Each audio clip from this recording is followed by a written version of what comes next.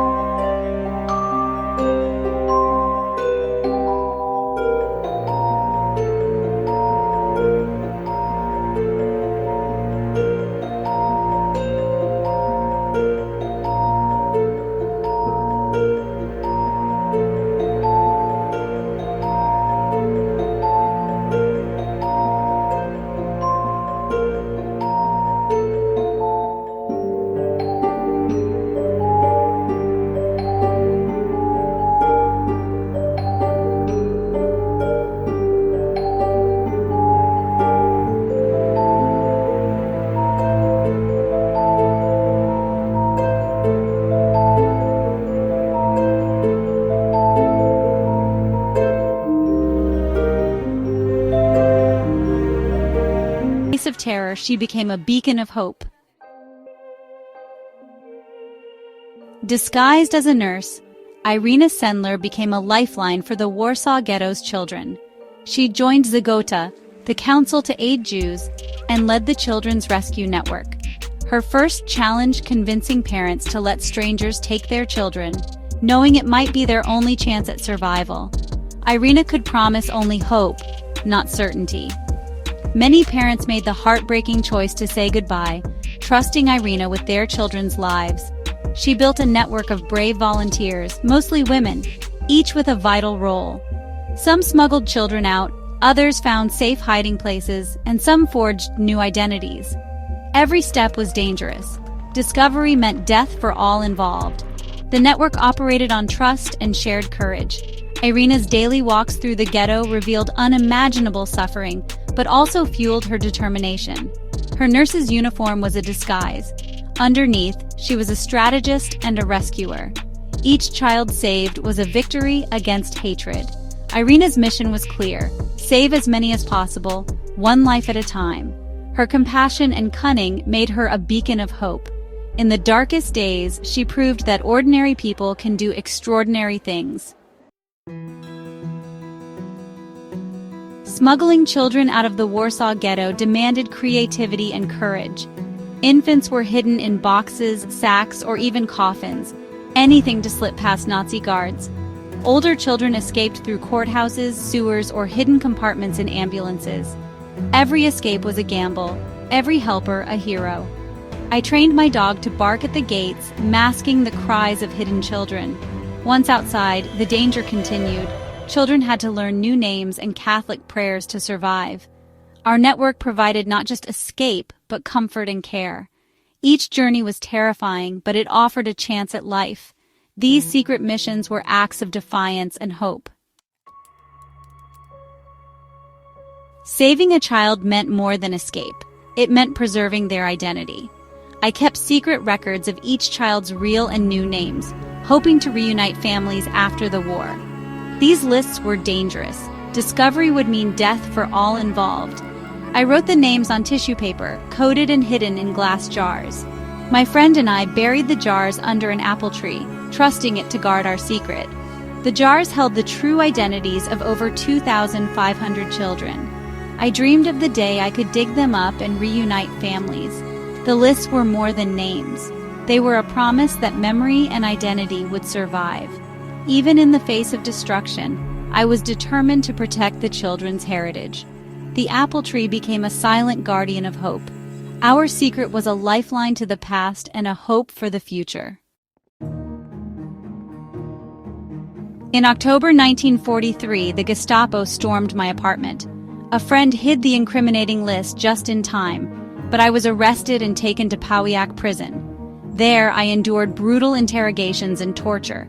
My feet and legs were broken. The Gestapo demanded names, but I refused to betray my network or the children. I was sentenced to death, my name posted for execution. In my cell, I believed my work was finished, but I had protected the secret. Because I stayed silent, the rescue network continued saving lives. Zagota did not forget me. They raised money to bribe a Gestapo officer.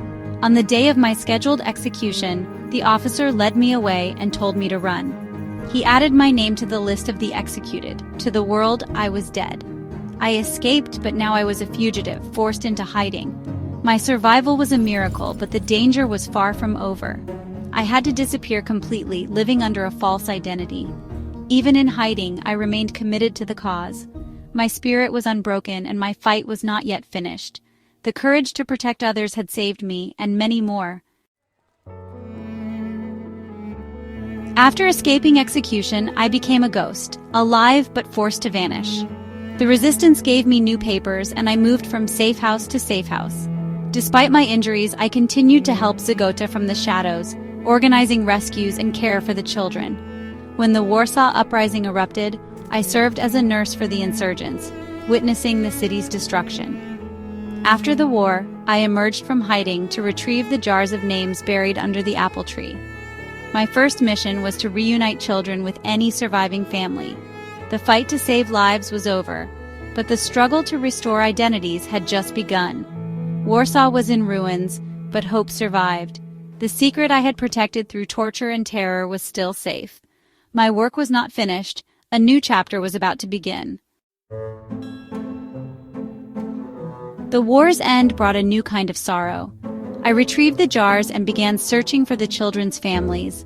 Most parents had perished in death camps. Joyful reunions were rare. Many rescued children were now orphans, their pasts lost to tragedy. Some had no memory of their birth families and struggled with their identities. Reclaiming their heritage was often painful and confusing. I continued working in social welfare, helping to care for war orphans. My wartime heroism was ignored by the new government, and my story was suppressed. For decades, I lived quietly, carrying the memory of the children and the weight of loss. The world did not know my name, but the lives I saved were my true legacy. Even in peace, the scars of war remained. For decades, my story was nearly forgotten. In 1965, Yad Vashem honored me as righteous among the nations, but few knew my name. Everything changed in 1999, when Kansas high school students discovered my story and wrote the play Life in a Jar. Their project brought my story to the world, and I finally received global recognition. I met the students who had revived my memory, and honors followed. Poland's highest award, a Nobel Peace Prize nomination. Through it all, I remained humble, insisting I was not a hero. I always said I could have done more. I credited my network and the families who risked everything. My humility made my story even more powerful. I acted not for glory, but out of a deep sense of decency. The world finally learned about the quiet nurse who defied an empire. My story became a lesson in courage and compassion.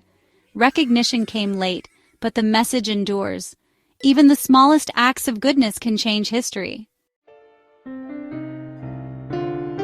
I passed away in 2008 at 98, leaving behind a legacy of courage and compassion. The children I saved grew up to build new lives, their existence a victory over hatred.